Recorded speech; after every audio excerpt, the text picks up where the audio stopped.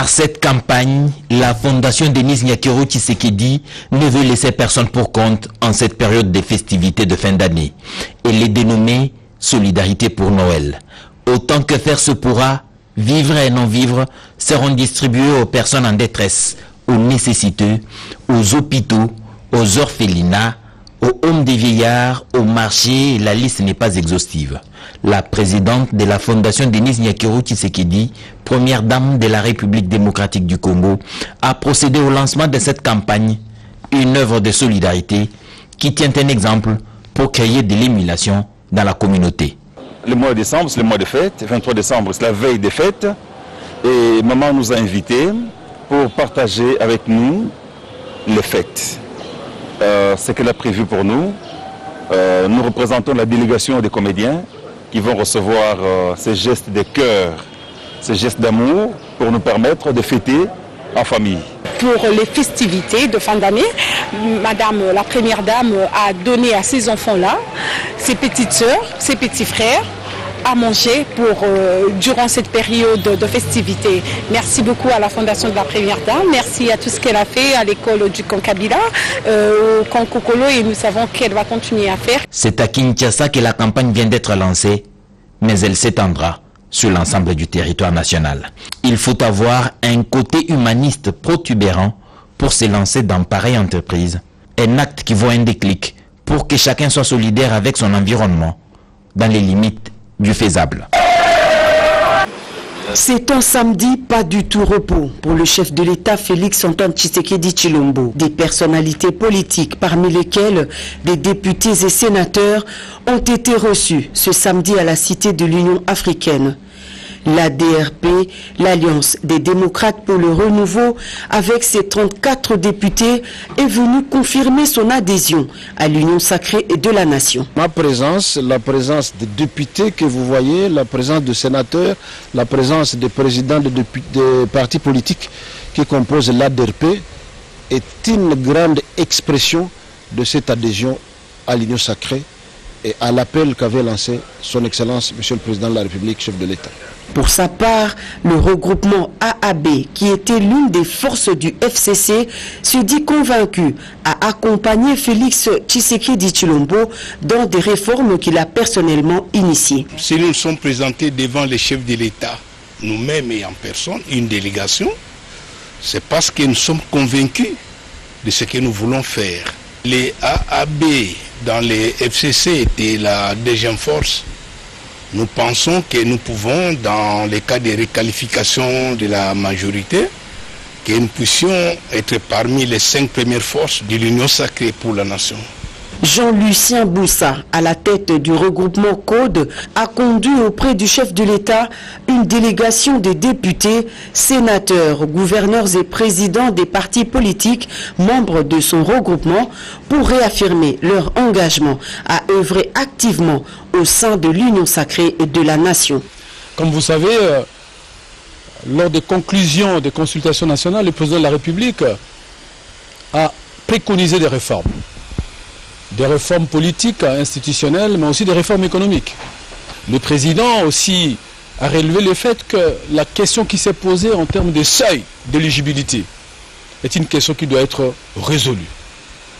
La question de la nationalité congolaise, qui pour notre part est irrévocable, a été évoquée par le président de la République aussi, autant que le mot de désignation des gouverneurs de province. Les réformes économiques aussi ont été impulsées par le président de la République. Il y a une convergence des vues entre le président de la République et la CODE de ce point de vue. J'ai accompagné une délégation constituée de 26 députés nationaux qui aiment réellement ce pays et aspirent à son bien-être. Parole du ministre honoraire Basile Olongo qui affirme que ce groupe de députés est déterminé à appuyer le garant des institutions dans la nouvelle réconfiguration qu'impose l'Union sacrée de la nation. Ce sont des députés jadis qui étaient dans la FCC et qui ont décidé d'accompagner les chefs de l'État dans l'Union sacrée. Ils sont venus physiquement rencontrer le président de la République et rassurer les chefs qu'ils sont derrière lui. Ils vont accompagner la vision, ils vont accompagner le président dans toutes les réformes qu'il a proposé. D'autres acteurs politiques sont aussi annoncés ici à la Cité de l'Union africaine pour la même cause. Décidément, l'heure des grandes manœuvres politiques a sonné. À l'instar des 12 autres chefs d'État et de gouvernement de la Communauté économique des États de l'Afrique centrale, la CEEAC, le président de la République, Félix-Antoine Tshisekedi Tshilombo, a participé ce samedi en visioconférence à la 10e session extraordinaire de la conférence des chefs d'État de cette structure sous-régionale. Présidé depuis Brazzaville par son président en exercice, Denis Sassou Nguesso, ce sommet s'est penché sur la détérioration de la situation politique et sécuritaire en République centrafricaine à l'aube du scrutin présidentiel et législatif. À l'issue de cette réunion virtuelle, les chefs d'État de la CEEAC ont déploré la brusque détérioration et aggravation de la situation politique et sécuritaire en RCA depuis la reprise des attaques des groupes armés contre les cibles étatiques et la dénonciation par ces derniers de l'accord de paix et de réconciliation signé le 6 février 2019 à Khartoum. Les chefs d'État de la CEEAC ont condamné fermement le recours à la violence armée, la militarisation du combat politique, le trafic des armes, le mercenariat, le non-respect des engagements librement et solennellement pris, les atteintes à l'intégrité de la vie de la population civile, ainsi que toutes les formes d'ingérence extérieure. Conscient que cette situation menace la sécurité et la paix dans la région, l'intégrité territoriale de la RCA, son unité, son existence en tant qu'État souverain, ainsi que le processus électoral et de consolidation de la démocratie en cours, le sommet extraordinaire de Brazzaville assure le peuple centrafricain de la solidarité des autres peuples et États de la région et de l'engagement à leur côté. Dans leur communiqué final, les chefs d'État de la CEEAC ont décidé, conformément à la déclaration de la 28e session ordinaire de la conférence des chefs d'État et de gouvernement du 27 novembre 2020, d'établir un cadre permanent de médiation pour une paix durable en RCA et de nommer un médiateur permanent de la crise centrafricaine. En Centrafrique, la population est appelée ce dimanche 27 décembre 2020 à élire un nouveau président de la République. 17 candidats sont dans la course pour la présidentielle, parmi lesquels Archange Touadéra, le président sortant. Élection présidentielle et législative également au Niger. Au maximum, 7 millions d'électeurs, toujours ce dimanche, vont choisir le nouveau président de la République et les députés. Donc, voilà tout pour...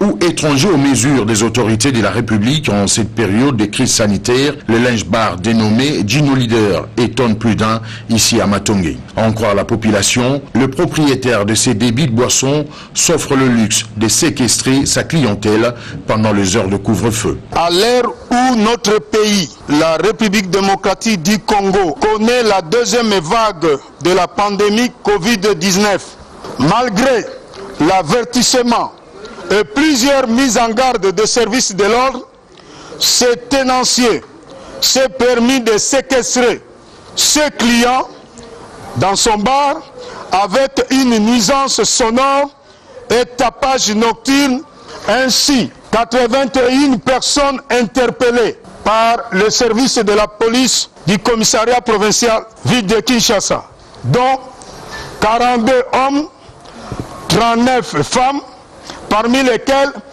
4 mineurs, 2 femmes enceintes. Ivre de toute substance ingurgitée dans cette buvette, la clientèle en infraction semble avoir perdu toute raison. Ces coups de filet de la police devraient rappeler aux uns et aux autres que le couvre-feu est de stricte observance, même en période de fête. Après quelques moments de détention, tous ont été relâchés sans condition, mais avec un avertissement sévère. J'étais témoin oculaire de cette guerre du RCD, j'ai constaté que c'était de mon devoir, c'était moi le témoin oculaire, c'était moi qui devais écrire de manière à ce que cela ne se répète pas et de manière à ce qu'on sache comment est-ce qu'une rébellion peut naître sans coup de balle, par exemple. La ville de Goma est tombée sans coup de balle. Il y avait la police, l'armée, des services de sécurité, mais pas un seul coup de balle. Mais pourquoi? Ah, c'est ça le problème. Ça dit que la population dit qu'on a déjà vendu le pays avant même la guerre. Et c'est donc la corruption. C'est ce que la population pense. Et puis la population dit, mais ce sont les mêmes gens qui étaient avec Mouzé en 1997 que nous revoyons. Et parmi eux, nous voyons des Mobutistes. Les Lambert Mende, les Banza Mukala, les Lunda Bouloulou. Et ceux qui étaient avec Mouzé, ce sont les Bizi Makara, les Azarias, les Bouguera. Et puis il y a d'autres jeunes gens, bon, on peut les citer et d'autres, mais on pose la question, on dit, mais vous étiez assemblés il y a une année, mais qu'est-ce qui se fait? Qu'est-ce qui se passe pour que vous puissiez venir dans une année faire une autre rébellion?